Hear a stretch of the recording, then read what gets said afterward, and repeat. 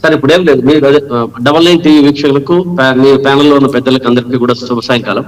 Sir ఒక్క నిమిషం మనము ఫస్ట్ దీని గురించి జస్ట్ జనరల్ గా ఈ రామ జన్మభూమి తీర్థ క్షేత్ర ట్రస్ట్ గాని తిరుమల తిరుపతి దేవస్థానం బోర్డు గాని ఈ రెండు కూడా అది కేంద్ర ప్రభుత్వం ఆధీనంలో, ఇది కూటమి ప్రభుత్వం ఆధీనంలో వీళ్ళనంతా వేసుకుంటూ టిటిడి బోర్డు మెంబర్లు కానీ చైర్మన్లు కానీ నియమించుకుంటూ వచ్చారు. కానీ ఇక్కడ చైర్మన్ నరేంద్ర మిశ్రా ఈ మందిర దీనికి ఆయన రోజు ఇది కమిటీలో కూడా ఈయన దీనికి మందిర నిర్మాణ కమిటీకి కూడా చైర్మన్ కూడా ఈయన. అదేవిధంగా ప్రధాన కార్యదర్శి చంపకరాయ్ సార్ చెప్పాడు ఇప్పుడే, ఈయన రోజు వారి వ్యవహారాలు చూసుకుంటూ ఉంటాడు. కాకపోతే ఇక్కడ సార్ ఇంకొక మనం పాయింట్ ఆలోచించుకోవాలి. ఇక్కడ 15 మంది ట్రస్టీలు ఉన్నారు. ఈ ట్రస్టీలలో బీజేపీ వారు విహెచ్పి నేతలు, అంటే ముఖ్యంగా ఇక్కడ ఈ కూటమి ప్రభుత్వంలో ఇక్కడ మన తిరుమల తిరుపతి దేవస్థానంలో తీసుకుంటే కూటమి సభ్యులు. అంటే ఇదంతా కూడా మొత్తం ఏ విధంగా ప్రభుత్వం ఎవరైతే ఉన్నారో వారితో ఈ కమిటీలు నడుచుకుంటా వస్తాను.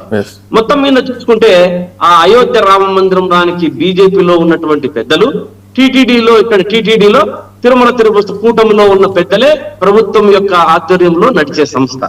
ఈ వివాదం సార్ ఎలా మొదలైందంటే ఫస్ట్ ఈ అయోధ్య రామ మందిరం దాన్ని మన మాజీ ఎస్పీ ఒక ఆయన ఎమ్మెల్యే పవన్ పాండే అనేటువంటి ఆయన ఈ రామ మందిర నిర్మాణానికి వచ్చిన విరాళాలను ఫస్ట్ 7 కోట్ల నుంచి 7.5 కోట్లు 10 కోట్ల వరకు దుర్వినియోగం చేశారు అని వారు దీన్ని ఫస్ట్ తేల్చారు. బయటికి తెలుస్తూనే దీని మీద ఒక అడ్వకేట్ వేశాడు, మోహిత్ అశోక్ అనేటువంటి అడ్వకేట్ పిల్లు వేశాడు. జూన్ 12, 2026లో పిల్లు వేసి అప్పుడు సిబిఐకి యూపీ విజిలెన్స్ కూడా ఆయన రిపోర్ట్ చేశాడు. అప్పుడే చేస్తే ఈ దొంగతనం ఎలా జరిగింది అనే అంశాలను తీసుకొని వస్తే ఆ లెక్కలలో మోసం అంటే ఎలా చేశారు అన్న అంశాలను నోట్ల లెక్కింపులో మందిరంలో 35 హుండీలు ఉంటాయి సార్ అయోధ్యలో.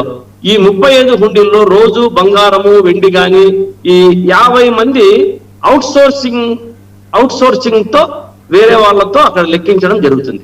ఇక్కడ ఎలా జరిగిందంటే వచ్చిన డబ్బు కొంటే తక్కువ చూపించి అమౌంట్ ఓచర్లు వేసి మిగిలిన దానికి డబ్బును పక్కదారి పట్టించారు. అంటే వచ్చినది వాళ్ళు చూపిస్తున్నది ఒకటి, ఓచర్లు తక్కువ. దీన్ని ట్రస్ట్ మాజీ చీఫ్ అడ్మినిస్ట్రేటివ్ ఆఫీసర్ కూడా మణిపాల్ సింగ్ ఈ కుంభకోణము ఖచ్చితంగా ఉంది అని వారు అక్కడ తేల్చి చెప్పారు. ఈ మణిపాల్ సింగ్ అనే అతను కూడా ఇది సిట్టులో విచారణలో ఏం తెలిసిందంటే సార్ తమాషా విషయం. జూన్ 13వ తారీఖు 2026 3 సభ్యులతో సిట్టు వేశారు. లక్నో కమిషనర్ విజయ్ విశ్వాస్ పంత్ అనే అతను కూడా దీంట్లో FIR లో కూడా 8 మంది కేసు సార్ చెప్పినట్లు ఎవరో పాండా గిండా వేశారు. ఈ సిట్టు ప్రాథమిక నివేదికలో దీంట్లో ట్రస్ట్ వారికి ఏ సంబంధము లేదు అని ఇచ్చారు సార్. ఎంత ఆశ్చర్యకరమైన విషయం కదా. దీన్ని ట్రస్ట్ ఎవరు చేసుకుంటున్నారు? ట్రస్ట్ సభ్యులు. దీని బాధ్యత ఎవరిది? అయోధ్యలో. ఇక్కడ టీటీడీలో అయితే ఇక్కడ చైర్మన్ గాని మెంబర్లది. ఇది వీళ్ళు బాధ్యులు కాకుండా ఎవరో 50 మంది అవుట్ సోర్సింగ్ వాళ్ళు బాధ్యులు అని చెప్తారు సార్. ఎంత తమాషైన విషయం ఇది. అంటే ఇది బీజేపీ ప్రభుత్వం గాని ఇక్కడ తెలుగుదేశం ప్రభుత్వం గాని ఎంత వారి దొరికేంత వరకు దొంగలు, దొరకపోతే దొంగలు, దొరికిన తర్వాత దొంగల టైప్ లో మాట్లాడుతున్నారు వీళ్ళు. కాబట్టి దీని బాధ్యత మొత్తానికి ఎక్కడైనా సరే సెంట్రల్ లో బీజేపీ, ఇక్కడైతే టీటీడీలో టీడీపీ. ఇంత పెద్ద మందిరంలో అవకతవకలు జరిగితే ఈ సిట్టు మన దీంట్లో మాజీ ఒక ఎంపీ ఒక ఆయన భూషణ్ శరణ్ నాకు దుర్యోగనం తెలుసు అని చెప్పి ఆయన కూడా చెప్పారు. దీంట్లో కూడా జరుగుతున్నాయి. ఇంకా ఈ 200 కేజీల యొక్క వెండి దీనికి యాక్చువల్గా అయితే సార్ ఇది బయటపడిండేది ఆ 7 కోట్లకు 10 కోట్ల స్కామ్ తో బయటపడితే ఈ 200 కేజీల వెండిని అయోధ్య రామ మందిరానికి ఒక సింధీ సమాజం 200 కేజీలు ఇచ్చింది. కానీ విశ్వ సింధీ సేవా సంఘం అంతర్జాతీయ అధ్యక్షుడు రాజా మాన్వని అనేటువంటి ఆయన 2021 జనవరి 26న 200 కేజీల ఇటుకలు అంటే ఒక్కొక్క కేజీ ఇటుకను 200 కేజీ తప్పచెప్పారు. దీని మీద ప్రతి ఒక్క ఇటుక పైన కూడా వారి యొక్క సింధు సమాజంలో ఉంటారు కదా జూలే లాల్ బొమ్మ కూడా వాళ్ళు వేయడం జరిగింది. ఈ యొక్క 15 దేశాలతో 150 మంది నుంచి 200 మంది వరకు వీళ్ళు కలెక్ట్ చేసి ఇచ్చారు. అంటే ఈ జవాబుదారీతనము భక్తుడు ఒక మందిరానికి ఇస్తే ఎంత జవాబుదారీతనం ఉండాలి సార్, ఎంత నిర్లక్ష్యంగా వ్యవహరిస్తున్నారు అట్లా బీజేపీ ప్రభుత్వం కానీ ఇక్కడ తిరుమల తిరుపతి దేవస్థానం కానీ. ఇటువంటి ప్రక్రియలో ఇతను ప్రధాన కార్యదర్శి చంపక్రాయకు అయోధ్య మందిర ప్రాంగణంలోనే వారికి మాకు ఏ సంబంధము లేదు అన్నట్ల చెప్పడం జరిగింది. ఇంతవరకు ఏమడుగుతున్నారంటే వాళ్ళు, మాకు ఈ 200 కేజీలకి రసీదు ఇవ్వండి, మాకు రసీదు కావాలి అని అడుగుతున్నారు. అంటే దాదాపు ఇప్పుడు 5 సంవత్సరాలు అయింది, ఇంతవరకు రసీదు ఇవ్వలేదు. ఆ వెండి ఉందా లేదా అన్నది తెలియదు, దాన్ని వాడారా లేదా అన్నది కూడా తెలియదు. కాబట్టి ఇది మన సింధీ సమాజం వాళ్ళంతా అడుగుతున్నది ఏమంటే, మాకు ఈ యొక్క సిట్ రిపోర్ట్ కానీ ఇది కానీ కాదు, మాకు సిబిఐ కానీ సింగిల్ జడ్జితో, మాకు సింగిల్ ఒక జడ్జితో, మన రిటైర్డ్ జడ్జితో కానీ విచారించండి అని అడుగుతున్నారు. ఈ మన దాతలు రాజు మానవారి ఈ మన ఏదైతే దుర్వినియోగం జరిగిందో వారిపై కఠిన శిక్షలు కావాలి. అంటే దేనికి కఠిన శిక్షలు? ఎవరికి సార్? ఆ 50 మంది అవుట్ సోర్సింగ్ ఏజెన్సీలకు కాదు, ఎవరైతే కమిటీలో ఉన్నారో ఈ ప్రభుత్వంలో ఉన్నట్టు ప్రభుత్వం నిర్వహించినటువంటి ప్రభుత్వం వేసినటువంటి కమిటీలో ఉన్నారో వారి మీద తీసుకోవాలి. నాకు చాలా తమాషైన విషయం సార్, ఈమె మన బీజేపీ మన విరంచి హాస్పిటల్ మాధవి గారు, ఆమె చిడతలు వేసుకుంటూ తిరుమలకు వెళ్ళారు. తిరుమలలో ఏదో జరిగిపోయింది, చిడతలు వేసుకుంటూ రైల్లో పాటలు పాడుకుంటూ వెళ్ళారు.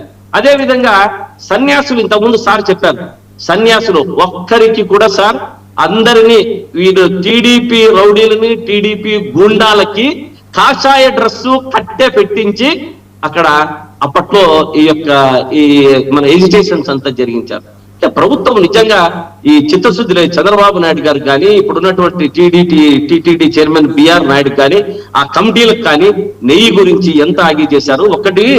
మనం ఒక్క విషయం ఆలోచించే సార్, దీంట్లో మన ఈ రవికుమార్ అనే అతను దాదాపు 250 కోట్లు 300 కోట్లు చేశారు. ఇది ఎప్పుడు జరిగింది సార్? ఎప్పటి నుంచి జరుగుతా ఉంది? దీంట్లో దాదాపు 2003 నుంచి కాంగ్రెస్ ప్రభుత్వం ఉంది, 2004 నుంచి 15 వరకు కాంగ్రెస్ ఉంది, 14 నుంచి 19 వరకు టీడీపీ ప్రభుత్వం ఉంది.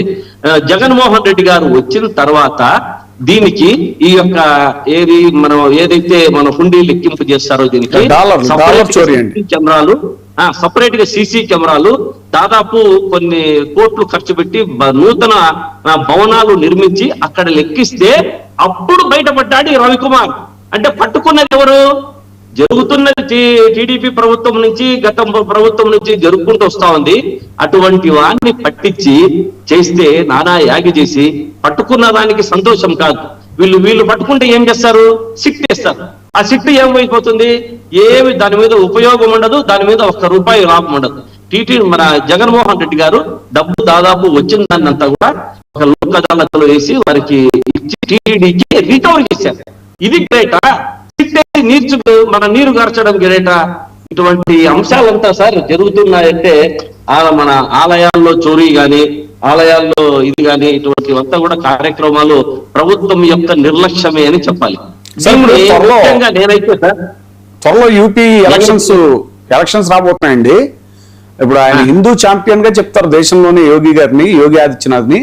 ఇప్పుడు మరి ఆ ప్రభుత్వానికి ఏమైనా పెద్ద సెట్ బ్యాక్ అయ్యే అవకాశం ఉందా? ఇది అదే సార్ నేను చెప్పేది. మోడీ గారు కానీ, యోగి ఆదిత్యనాథ్ గారు కానీ, ఉన్నటువంటి మన హోంశాఖ మంత్రి కానీ, సెంటర్ లో ఇక్కడ మన దగ్గర ఉంటే వీళ్ళందరూ కూడా ఏదో ఊరికే పైకి మాత్రం వీళ్ళంతా కూడా సార్ నేను చెప్తున్నా బాగా హిందూ ముసుగులో ఉన్న హిందూ ద్రోహులు సార్.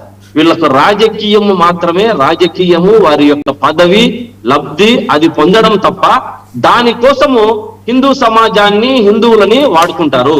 ఈ టీటీడీలో జరుగుతున్నటువంటి అక్రమాలు కానీ, ఇప్పుడు జరుగుతున్నటువంటి అరాచకాలు కానీ, మన ఆంధ్రప్రదేశ్ లో జరుగుతున్నటువంటి దేవాదాయ శాఖలో జరుగుతున్నటువంటి భూ దందాలు ఒకటి కాదు.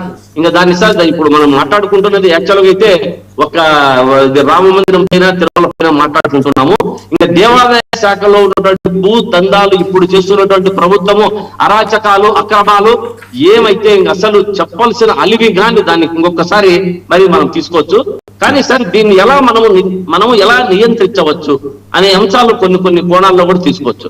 ఇప్పుడు ఆలయాల్లో చోరీలు, దీనికి ఇంతవరకు సార్ ఎక్కడే కానీ ఇంత పెద్ద అయోధ్య రామ మందిరం కానీ టీటీడీకి కానీ డిజిటల్ పారదర్శకత ఇంతవరకు లేదు. డిజిటల్ పారదర్శకత, ప్రతి ఒక్క రూపాయికి మనకు జవాబుదారీతనం ఉండాలా. ప్రతి ఒక్క రూపాయికి భక్తునికి మనకు దానికి మనము చెప్పే శక్తి మనకు ఉండాలా. దానికి సంబంధించిన మనం చెప్పుకుంటూ పోతాం. ఇక్కడ చంద్రబాబు నాయుడు గారు ఇంకా హైటెక్ సిటీ నేనే, ఐటీ నేనే, ఇప్పుడు ఏఐ నేనే, ఇవన్నీ నేనే అంటాడు. కానీ ఎందుకు సార్ ఇవన్నీ ఉపయోగం లేని పనులు? ఏఐతో వెంకటేశ్వర స్వామిని దర్శనం చేయించాలా అనుకున్నారు. ఎంత దుర్మార్గమైన చర్య ఇది. ఏఐతో దాదాపు ఇప్పుడు 70,000 మందో 20,000 మందో దర్శనం చేసుకుంటూ ఉంటే మేము రోజు 5-6 లక్షల మందిని ఏఐతో చేయిస్తాము. ఆ విషయాలన్నీ అది కాదు. ఇక్కడ ఇప్పుడు మనం డిస్కస్ చేసేది ఏంటంటే, ఒక కుంభకోణం జరిగిందో లేదో తెలియకుండా రాజకీయంగా బురద జల్లి జంతుకోవ